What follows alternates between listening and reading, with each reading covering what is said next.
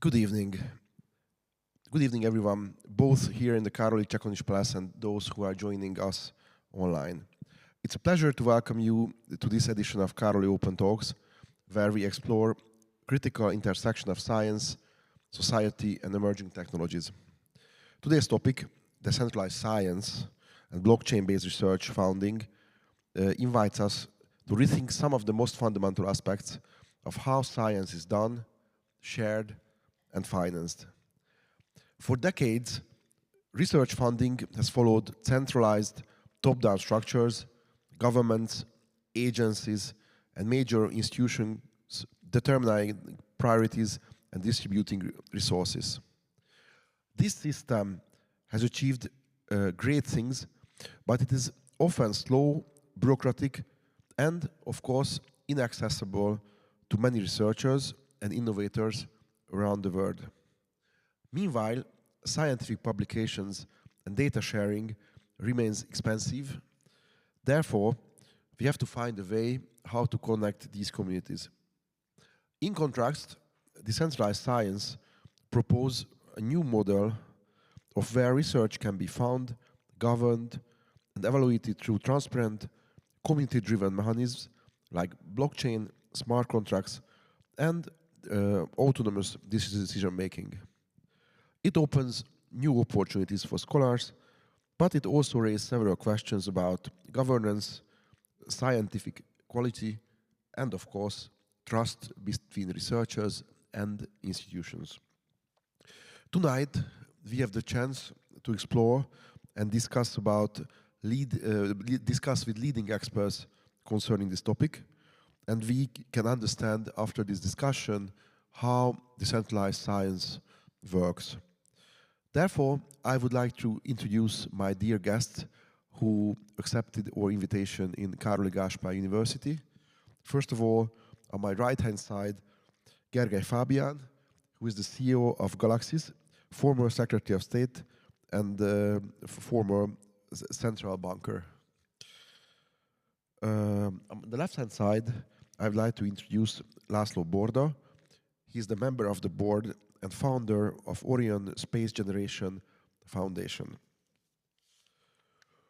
And next to me, on my left-hand side, I would like to introduce Roland Mester, Head of Science and Innovation Strategy, Orion Space Generation Foundation. So, let's begin with our first discussion, and I would like to ask several questions during tonight. We have at least 3 rounds of questions. So we would like to understand what is exactly decentralized science and why it matters right now. I would like to address my first question to Gergely Fábián. So what is decentralized science and how does it work? Why do you believe that blockchain-based infrastructure are supporting the research and open, transparent science as well? Thank you very much. And I just want to be short on what is decentralized science. I mean, first it's a science, and second is decentralized. So it's a major thing how we involve, how we approach scientific projects, and it's all about democratizing scientific projects. If you look at the current thing, it's people can say, and I was on the other side, I experienced that it's quite bureaucratic. It's many cases siloed. So what we do here is actually engage community in the scientific project. So they're part of the scientific project, and they can also benefit from the scientific project. And this is where blockchain comes into the picture. And actually, I think lots of people doesn't know that, most of the people doesn't know that blockchain it never started with Bitcoin. It started in the early 90s with the Bell Labs, with Mr. Sorrento and Mr. Haber, who actually were thinking about that. Actually, it was a real experience, a real challenge that they were seeing that there's going to be more and more digital records, and how you can ensure these digital records to be immutable, to be secure. And this is where blockchain was born. So actually, the origin of blockchain is coming from science. Yet in the past 30 years, we failed to really utilize the power of blockchain. That it can be security, that it can be immutable transparency, and yet it comes with community building and the power of community. So this is what I think decentralized science is trying to solve. And there are many cases that we have seen in the past year, and especially in the past 8 to 12 months, that it started to develop quite a lot, and it started to become popular. This is what we see, that it's really trying to solve problems that many people think normal scientific project approaches failed, and that's coming from biotech. Mostly the most successful DeScis are in biotech, and we're wandering into a new space, which is actually space science, where many people think that, if you look at the past 60, 70 years, that probably people expected much more development in scientific projects. So there is a gap, and that's what and DeSci is trying to solve, trying to fill. Could you explain how this technology works? Yes. So basically, with blockchain, what you can do is basically to tokenize the project itself. So what we can create is an IP token or an IP NFT. NFT itself a token, a non-fungible token, or a normal token, which you are sort of like crowdsourcing. I don't like the word like crowd, but you really like community sourcing. You're selling your community, and this community who are buying the tokens, they become a part of the project, and they can benefit from the project as well. So if there is IP, there is a value. That's a clear benefit. And through the smart contracts, through the blockchain, again, an immutable transparency, how they can evolve. And basically, these are the projects who are deciding, who are architecting. But as I said, it's quite a new field. It can be data sharing. It can be participation as a patient on the program. It can be governance voting on the project. And there can be different levels. So it's really about the fantasy. But the point is that people are not passive buyers of these tokens, but an active engagers in the community. And obviously the project is trying to give back them, not just from the IT, but from experiences, like you can become part of the project. You get some experiences throughout the project, like visiting online talk with the researchers. So it's really about the fantasy, how you make the engagement and how you involve the people. Like we want to talk about one specific flagship project in our case. So what's happening there is I will start, and we tokenize the seeds. It's seeds that will be sent to the space, and here the research project can decide on that. They allow online calls with the scientists, with the researchers. They can allow, or they can. Some of the people who buy these NFTs can go to a rocket launch. They can get any sort of experience, which is helping in the engagement, giving back from the scientific project, so people really feel like that they are active part of the project. So they believe that they are not only financing a project, but they can be a very active participant of exactly research. And that's depending on case by case how deeply they can involve. They can involve with data sharing, they can involve as a patient. It depends on the project specifically. Thank you very much. So I just would like to continue discussion concerning basically the ongoing project, we can say, about Orion Space Generation Foundation as a good example for actually an ongoing, I would say, tokenized project. So I would like to ask my second question from László Borda. just to give a short overview of Orion Space Generation. What is Orion Space Generation Foundation? How it started, and what are you doing right now? What are your main research projects? Thank you very much. Thank you so much. So our foundation is the Orion Space Generation Foundation, and we started 2016. We are going, or we would like to educate the people and show them how cool is the space. I think it's a very, very sexy thing nowadays. We have a lot of discussion and a lot of events about this theme. And next to these things, we have research with our vertical farm.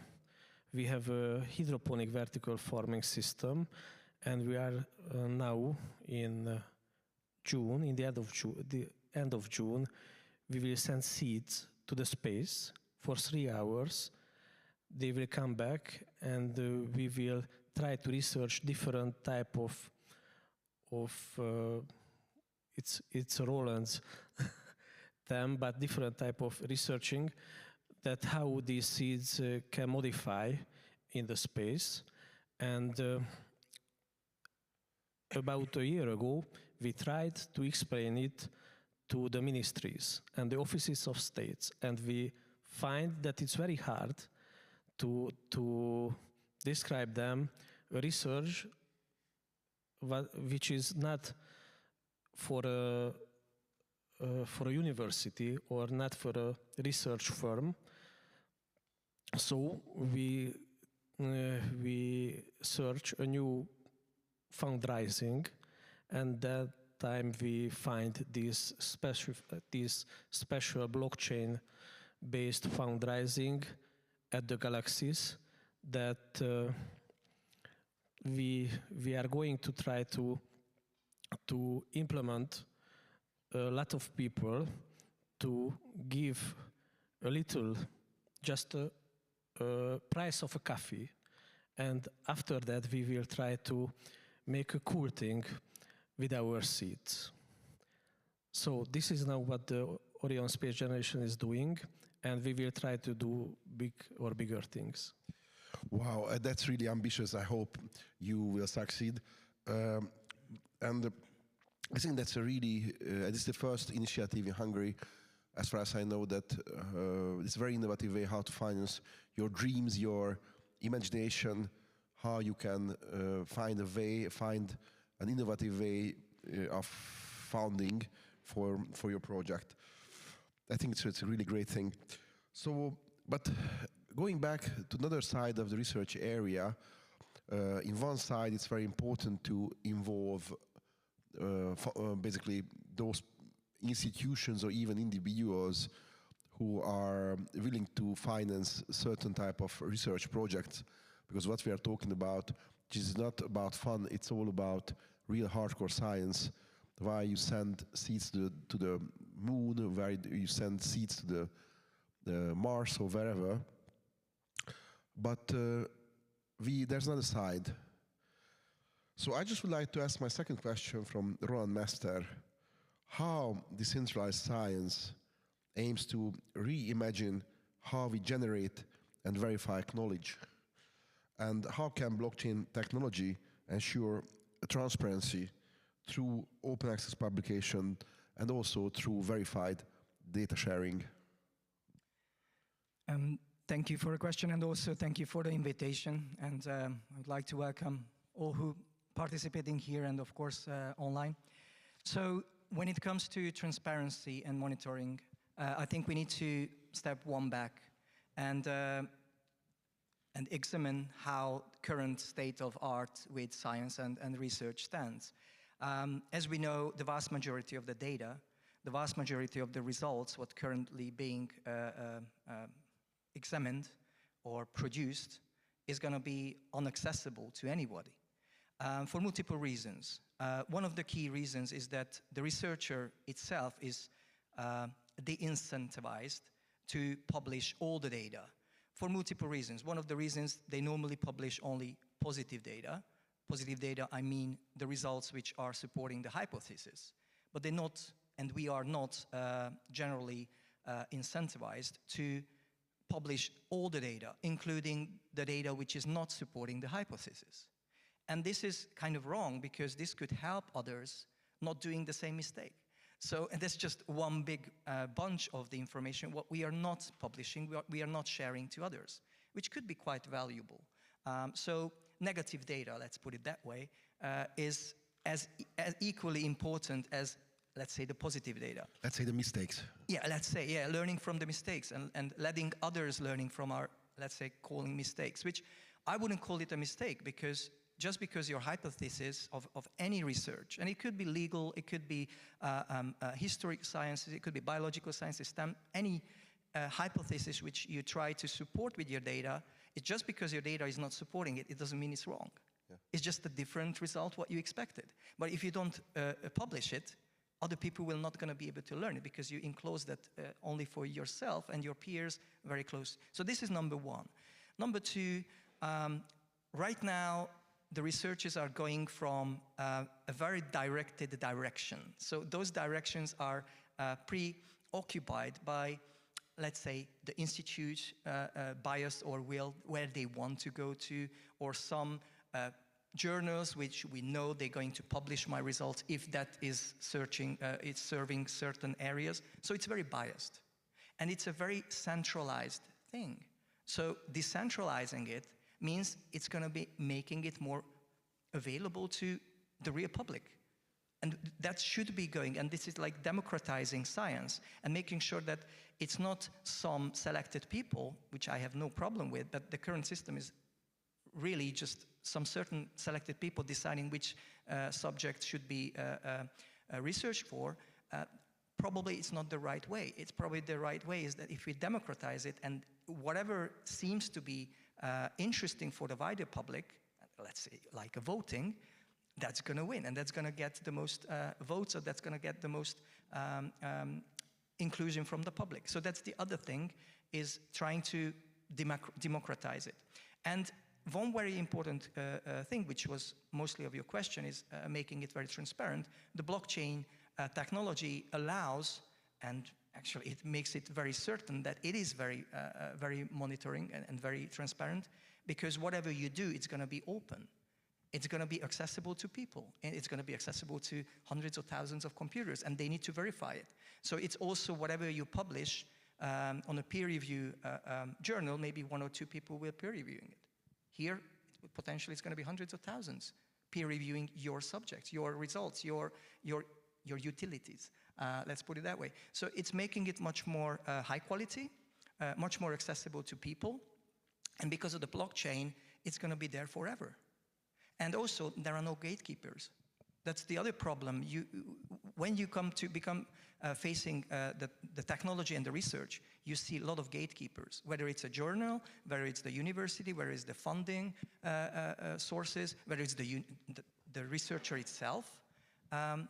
It's limiting a lot of information which could be public. And I think that's what really makes it transparent and servable to the bigger audience, that it is available to anybody, really, to access the data who is part of this, to this new system. So I believe that both transparency and reproducibility, that's another thing. If it's not a good quality, because you can divert data as you want, because it's not very transparent, then it's not going to be reproducible. And if you check the data, the majority of the project, the majority of the results are not reproducible. Why is that? And where is it leading to? So if we want to keep the quality of the science, we need to make sure that everything is reproducible, repeatable, and it is available to the wider public, and no gatekeepers. So that's what I see the most prolific. That's why I think standing out compared to the traditional science and technology. Wow, I think it was a really, really good summary about gatekeepers, because in the academic life, we are facing with that problem that there are two ways to publish in very high-ranked academic journals. One way, you have to make your fight with gatekeepers, and you have to first of all, you have to write a top paper with high quality research. But doesn't matter how hard you're working on that. If there are gatekeepers, editors, it's very hard to get into certain journals. The second way, if you have funding, and then you can buy open access publication opportunities.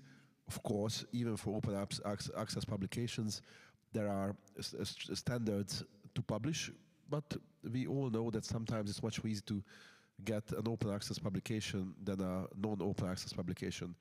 And if your institution or university has enough funding, which has already determined your research area, then you will be published. If you are out of that scope, then your paper will not be, or will not be published in very high-ranked journals and newspapers. May I add to this? Yes. So there are two other aspects which I think we need to reconsider. One of them is the gatekeepers making it very slow. So current systems are really, really slow. It sometimes takes half a year or even more than a year just to publish some data, which may become obsolete by the time it's got published compared to where it was generated.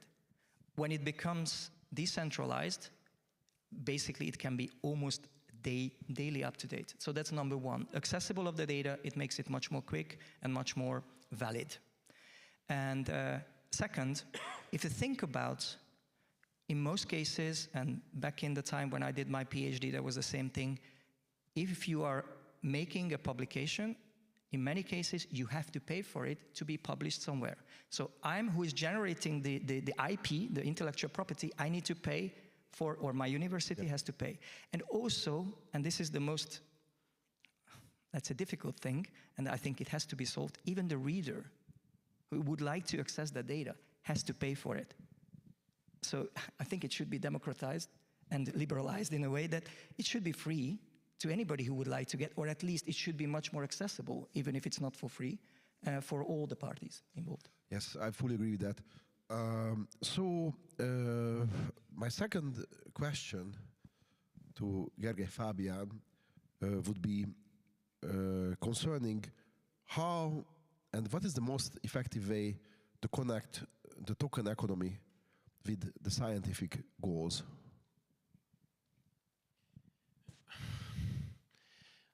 I mean, obviously with tokenomics you have lots of ways to how you set up a project. So one thing is that you have to know the project, and it's case by case typically. So when you look at the SEEDS project, we look at it as a different case with a different community, and then you trying to do the math, how much they need for the funding, how we can split up, what's the overall interest. I mean, there was like one important element that we didn't talk about. Is that what's happening here is basically you don't write thousands of pages of bureaucratic reports, application to get funding, but basically you try to convince people, community for the project. And it's a very different thing when you have to pitch for that you're doing something exciting, that is exciting for people, than you trying to convince the bureaucracy that it's a valid project. So that's already a thing which makes it, I think, a much better solution on the part, because if there are exciting scientific projects that are risky, but still there is some excitement on it, that can attract a lot of people's attentions, and blockchain helps you in a way that it's the most cost-efficient way to transfer money. It's a decentralized way. So from Australia, New Zealand, from Argentina to Nigeria to a Hungarian project is the most efficient way. And obviously blockchain Web3 is opening up to a much broader audience. So you have to know the community, the potential community. You have to know the project size, and then you have to split up to different tiers the project. one theory can be something more exclusive for people, like you're really buying some experience as well with the project.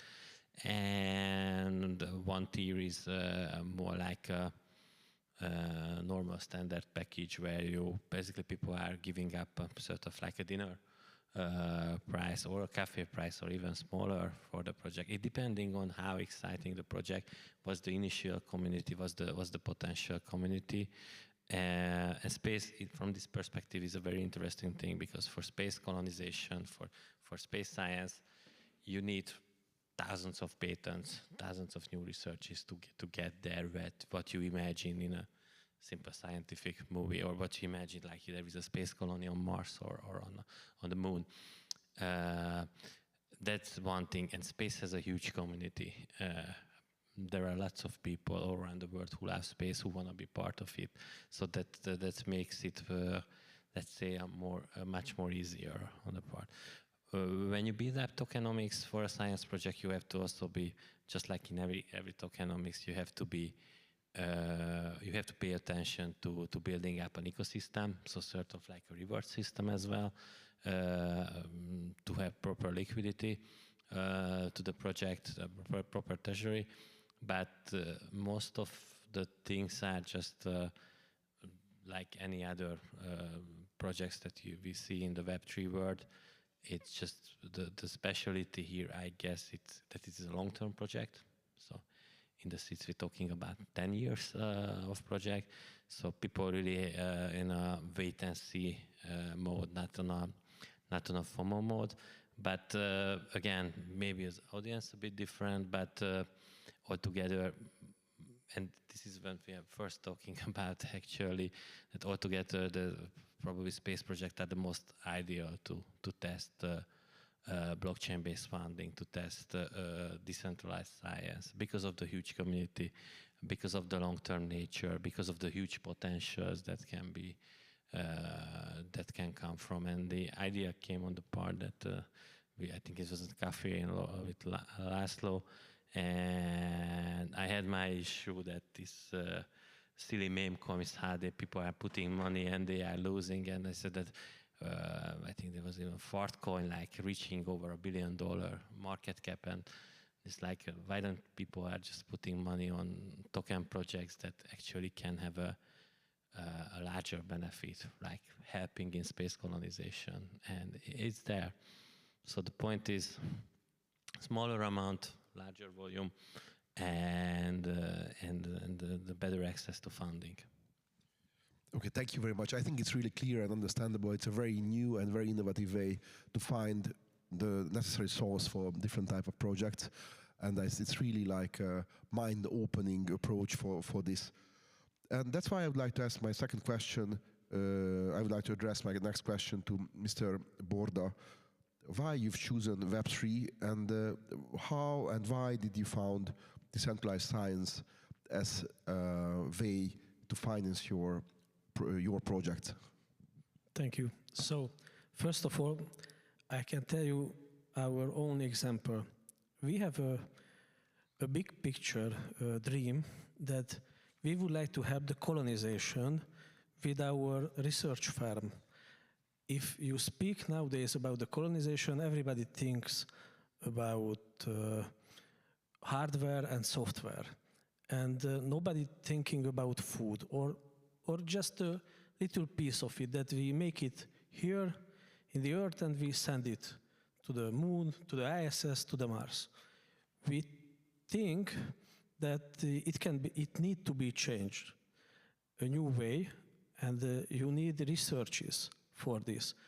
We have a big dream. We would like to help the colonization to the Mars, but we need for this big dream a big fund, and it was very hard to example to one ministry, to one person, that we need a big funding. So we try to find another thing, and that time we find this special blockchain-based research funding.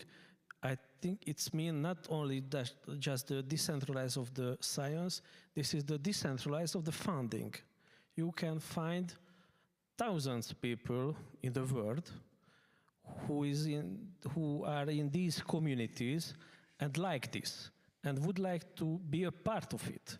And they spend a price of a coffee, maybe a dinner or a vacation to help this research. And I think that we can make it with the Galaxies and with Gergő's firm that yes, why we so we need to try to find a community, to build a community, and ask help from this community that we can make these researches. That's why we choose this, because with the Web3 we can find a lot of person to this community, and we can build this community to a very big community with big dreams, like the seeds missions of our foundation. Well, congratulations for that. I think it's very interesting, and I think it's a very good example when a small organization in a country like Hungary, in the center of Europe, where people have some ideas, and it's very hard for newcomers to find funding from traditional institutions, because even though if you can hire great experts, great scholars, sometimes it's not enough. If you don't have a whole institution behind you, it's very hard to explain for scholars and of course for institutions and funding agencies why you shall be eligible for a project. And if you don't have a previous track record, but you have a great idea and you have a huge ambition to achieve something, sometimes it's not enough. And I believe that the blockchain technology can really help to close this gap and to connect the scholars and researchers and projects with those who are willing to contribute and pay and donate and share their money with these projects. And if they are engaged and they can be even active participants of the whole procedure, it's like a certain type of game. It's like a ongoing thing. Maybe they can check day by day the progress of the study. How a state can check the progress of a study? There are final reports in the end of the day, and between 2 points and between 2 deadlines, most of the time, you cannot see real development. You cannot see the results when they are doing it. And I believe that this new technology can close this gap, and you have a really personal involvement in this type of projects. But concerning back and going back to the academic world, I should like to talk about again a bit how this so-called peer review inefficiency can be solved by blockchain technology. If you don't mind, I would just respond a little bit before I go to that, because I think there are many interesting things being said, and I would like to join. I think there is a big decision point and a deciding point whether somebody has to do something or somebody wants to do something. And if I'm a bureaucrat or I'm somebody who is reviewing a paper with no emotional attachment to that project, yeah, I'm going to tick in boxes and I'm going to do my job because that's what I have to do. But it's so much different from those thousands, tens of thousands, or even millions of people who could be involved in something which they're really looking forward to get some results and being deeply interested in that scientific topic, whether it's a big dream, what Laszlo was mentioning, or just smaller parts of it. But I think it makes a very big difference. So I just wanted to highlight, because I think that's where the world goes with AI and with things that people should be doing what they like to do, because we're going to have the opportunity to do more and more. And I think that's a very important aspect as well. So when it comes to peer reviewing, as your question, I think it can, and I partially touched base on that at the end of the first answer, because they are interlinked. So if it's the quality and the quantity of the data is going to be more dense, so it's more robust because it's a blockchain proven something, then the data is proven and validated step by step, which is very rarely the case in the traditional research, because yes, the supervisor may gonna find out something which is not really correct or not. That's one thing. So it's more like a step-by-step process, which makes it more or less error-prone compared to classical research or traditional research. That's number one. Number two, you're going to be able to publish through the blockchain smaller data sets, which would be otherwise probably not enough to publish in a big paper.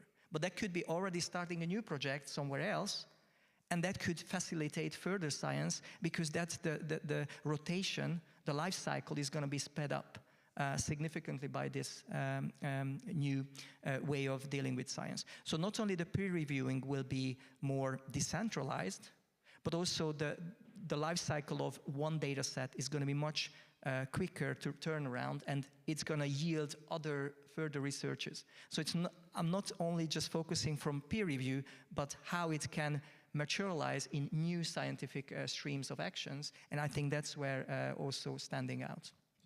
Yes, and I really believe sometimes when we are talking about peer reviewing procedures, sometimes it would last half year, or even more, 200 days in major journals, which is normal nowadays. However, if we can speed up the procedure and even a small part of a project, which are not enough for a full paper, they could be shared, it could significantly increase the speed of research and the speed of science. This is what I honestly believe as well. So we are finished the second round of questions, and now I would like to continue with a very interesting round of questions: how the traditional institutions, academic lives, and let's say public institutions react to these new initiatives. And I just would like to ask the question: how should public institutions respond to decentralized science? Do they want to regulate it, or they would like to integrate it, or maybe they would like to found it? So how do you see the coexistence of traditional science and decentralized science in our daily lives, in our academic future? Because it doesn't need to be regulated, because it's regulated already. So it's the same rules. Same rules apply. So it's not like that sort of like a fintech solution that is trying to circumvent the design. It's just a different approach how you do scientific researches. I think the best thing if they embrace it. That's the shortest and easiest answer for that, because I truly believe that's the future. Also, for one reason, it's if you look at any Web 2 solutions, there is a single point of failure with the data. There is wherever there is a single point of failure, the data, the results can be corrupted, can be cancelled, can be changed, but let's just say corrupted. So it's a natural evolution of scientific data to go on blockchain basis, on decentralized basis, to the Web3 sphere, and it's also important to see that it's not just about the data, but it's also about any certificates. That if there are certificates, they can be breached, they can be falsified, and one thing is sure, blockchain ensures an immutable traceability, and obviously some now the best security for the authenticity of any certificate. So I think it's a natural evolution that any traditional institution should embrace. Thank you very much. I think it's a very comprehensive answer for that.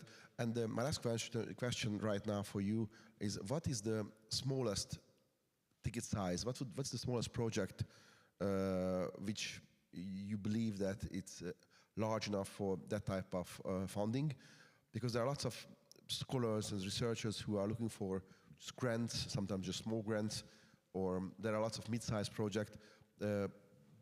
What would be your advice, your final advice, basically, what would be the takeaway for young scholars how they should start this procedure, what would be the, let's say, the smallest project, and what is the first step, what they should do to start in that way? It's a very good question. I think it depends on the platform. We are building a platform on a way that it will be open for small ticket sizes, so anybody who want to publish things.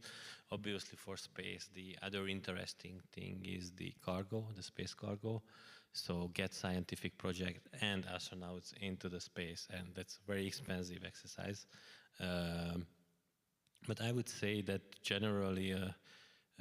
The coolest the project, in the sense that sci-fi terms or mission terms, that's an easier part. But if the platform, and we as a platform with this spin-off platform, but we are aiming at to be as supportive as possible, that opens to all kind of projects, basically. And then you're gonna be the gatekeeper. Well, yeah, so in Web3 there are lots of scams, and that's true. Everybody can read the papers. Some sort of gatekeeping is necessary. But also help is necessary. Like what we are planning in our business plan is that you have scientists involved, critical design, safety, compliance. So really all the project management helps. So really all the helps there to support the project and to have the best review for that, because you have to be careful to not to scam the audience. Yes, because I believe that there can be some tricky, let's say, some tricky scholars, or let's say tricky guys who try to invent something which is just simply not accessible, and they know it, that they just simply cannot make it, and they just want to get funding from a large audience. I think that could be and also a huge risk. What do you think about that? Here comes that you're building a platform, so many people who were reviewing are part of the platform, and they're gonna have, as Roland mentioned, they're gonna have a different incentive for that, so they much more feel more being part of a platform, being part of a community to help review this project. But I think it's like there is a room for a more crazy ideas to try to bring alive, like we see with other decentralized autonomous organizations. Like there is quite popular in this side the longevity researches, so how to live longer. There is things, but think about it like 10 years ago, or not 10 years ago, but years ago, even SpaceX was many times buried as a stupid idea which never worked, and now they are valuing for $350 billion. So we don't know.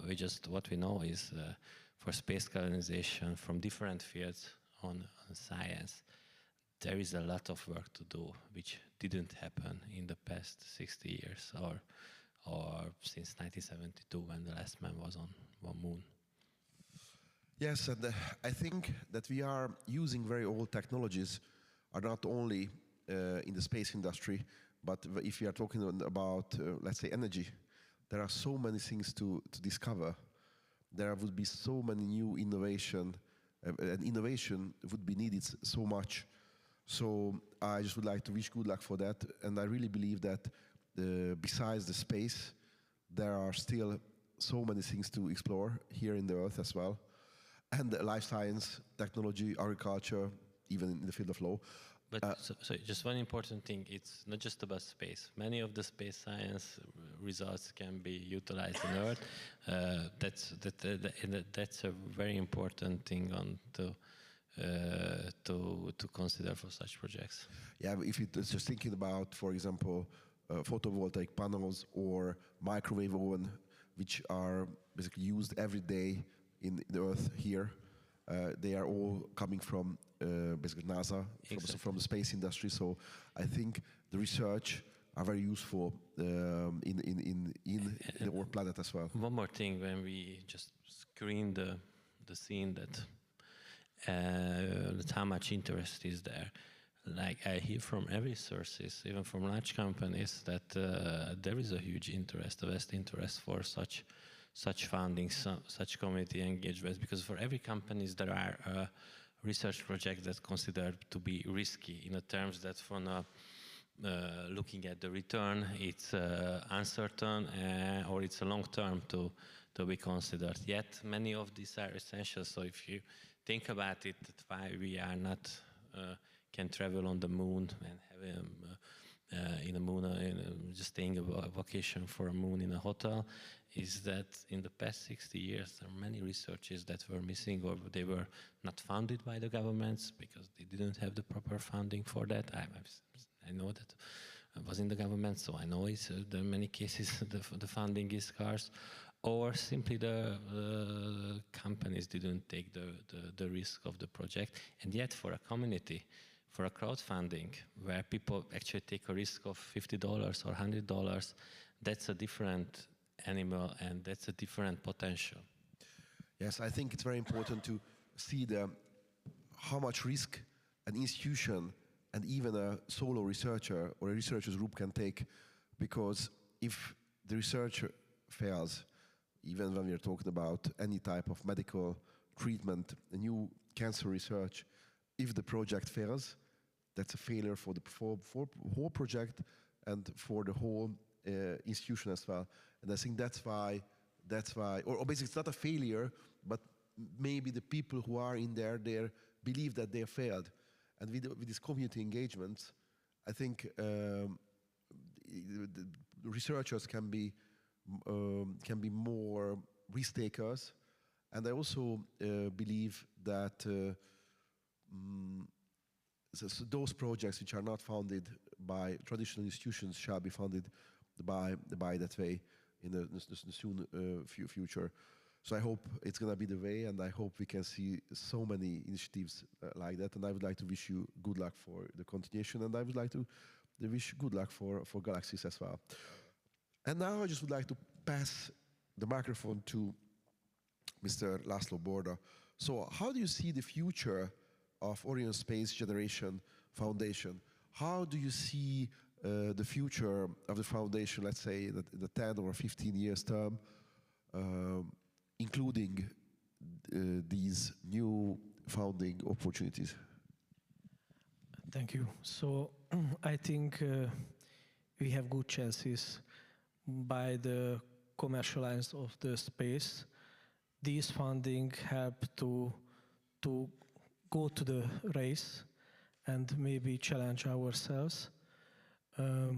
I think what is the main thing in our projects, that we have just no dreams, we have contracts.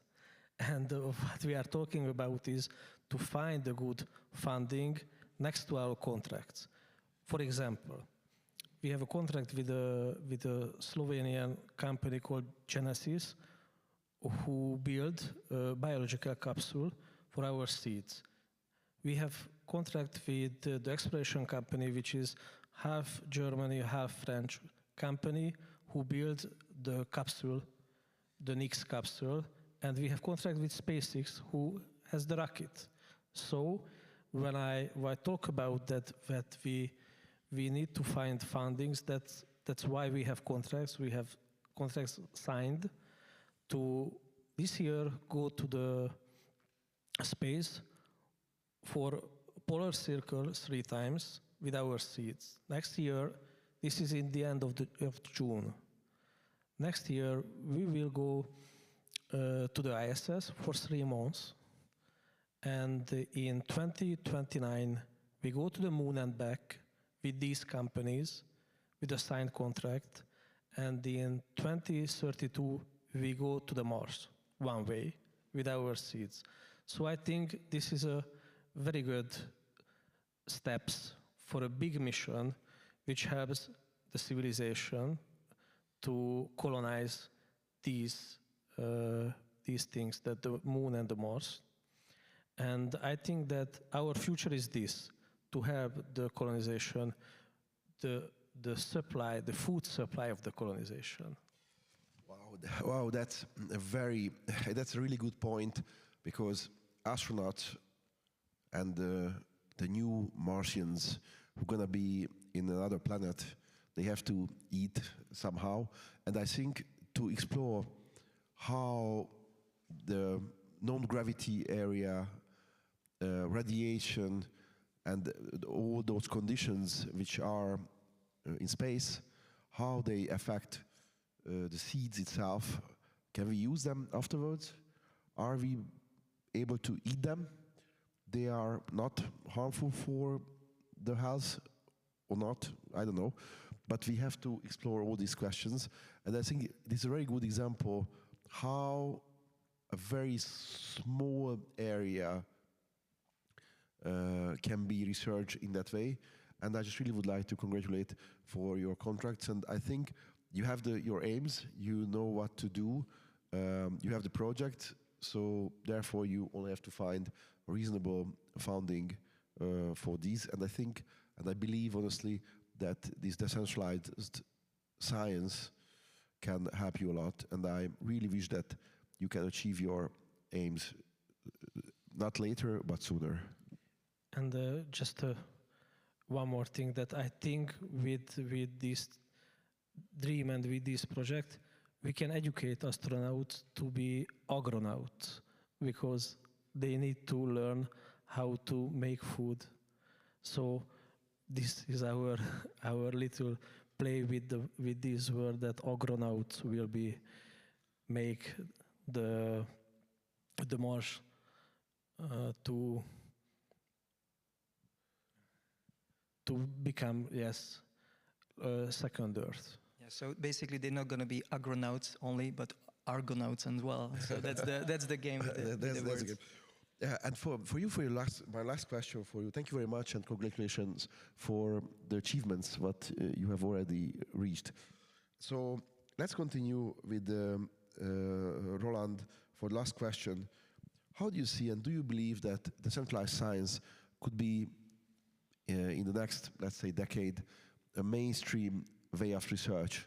Do you think that it can replace, or even replace, or there should be a coexistence between the traditional science, or the decentralized science can replace the traditional way how we do research? Yeah, I think it's a very complex question to answer, because there are that's why I'm asking. Yeah, multiplayers game. If you look at from the consumer point of view, I think it's very important that somebody who would like to be involved in science, they're not only going to have a single solution to go to enroll a university and following a research PhD or whatever, but they can be part of subjects and projects like that with a price of a coffee or a dinner or a little journey, and they can be part of a bigger story. It's like, you know, supporting a football team or a basketball team. Okay, you're part of their success. It's kind of the same thing. You're buying kind of a membership to be part of this. And I think that's what the current system doesn't really give you, because yes, you're a PhD student, you finish up with your lab studies in a couple of years, and how many people got kind of excited about that, apart from you? Not many. And I think that's a very big difference compared to the classic way of doing research and science. So that's number one. We need to understand where we are going. We also need to understand that the technology is rapidly evolving. I mean, if we look at the AI models, we didn't talk about AI too much, but it cannot be avoided to mention it. It's like not duplicate. It's not an exponential curve. It's like an exponential curve on square. Okay, and we don't know where we are. Maybe we are at the very bottom and we just in the steepest, or maybe the steepest coming. How do we know? So it's a very rapidly evolving field, and we need to be adapting it. And I'm sure that the previous, even the state of the art yesterday, is not going to be good for the state of the art tomorrow. So we need to be rapidly evolving. And I think blockchain is really a good solution for that, because it's incentivized everybody. So it's making the ship moving forward much quicker than if somebody is just a very hierarchical system. And that hierarchical system, which is in a classical education, is definitely an impediment. It's a barrier. But I think smart deans and rectors will identify the opportunity and they want to be forefronters, leaders. They want to be pioneers, as any good scientist wants to be. But in this case, it's much more rewarding, because you're significantly reducing the risk. And we didn't talk about too much, but the risk reduction is significant in this case, because you have like smaller fractions, and you're minimizing the risk by involving, hundreds or thousands of more funders than in previous times. So if we look at all these, I think universities, institutions will be using hybrid systems. Hopefully they will be using pilots, or they already using some of them, and they will see how it goes. And I think very fast, I'm not saying it's smooth, because it's going to be disrupt the current system, and it's going to disrupt the current status quo, and it's always difficult to bear with if somebody's working 40 years or even more in a status quo. So that's going to be hard, but I think they will need to see, and they will see the results very quickly, and they're just going to follow the flow. Thank you very much. I fully agree with you. And what I just would like to also mention, which is very interesting, and that is a very good aspect of decentralized science, the involvement of young scholars. Because nowadays, to be a researcher, probably it's not the most popular job. If you would like to be, to be an astronaut, that's a popular thing, but only with reason, only very few people shall be astronauts. Maybe in the future, we don't know. But to be the researcher, to be in a lab, very hard to motivate and find young talents. I'm not only talking about university students, but even lower level, in high schools, even primary schools. You have to involve students, even in young age, to enjoy science, to be part of the science. And then maybe one day they can be the leading scientists of the future. And this is what I believe, that decentralized science, and the most important effect of decentralized science is the involvement, how you can integrate and how you can involve a wide range of audience to very, very difficult and very complex research projects. And with that, hopefully, we can bring the light, and then we can find the new talents of the future. Yeah, and if I may add to this, it wasn't very long ago. I did my PhD 20 years ago, so it's not very long ago I started. But I still remember it was quite a lonely job, as you just say. And, it was almost impossible to become a superstar. And at some level, everybody wants to be, seen and wants to be followed at some point of their life. And I think this will help researchers to build communities and not to be lonely in their job, but to gain multiple momentums, and not just when you are defending a thesis or you are presenting at somewhere, but it's going to be more regular. And I think it's going to be more motivational to the researcher, and it's going to give great ambition to the others to follow, because it's, as I mentioned, it's like a football game or others. You didn't like to play when it was COVID and the stadium was empty, and currently all the researchers are like that. They have very little. They always, and the science has significantly changed. It's not about sitting like Marie Curie sitting in a lab alone and making very important research and making huge innovations. But now the research is much more collaborative activity. I honestly believe that. So, last final remark from you. Would you like to reflect what would you say? What would be your message for young scholars? Yeah, the DeSci is the coolest thing that can happen with science. I think that was a very short and very important way, and I think all of the experts who are sitting next to me are very open to discuss. And if you have a research project, you can reach us through our channels. I think in the YouTube you will find our contacts, or if you find Galaxies or Orion, you will find lots of informations related to us. You can find you on LinkedIn as well, all of us.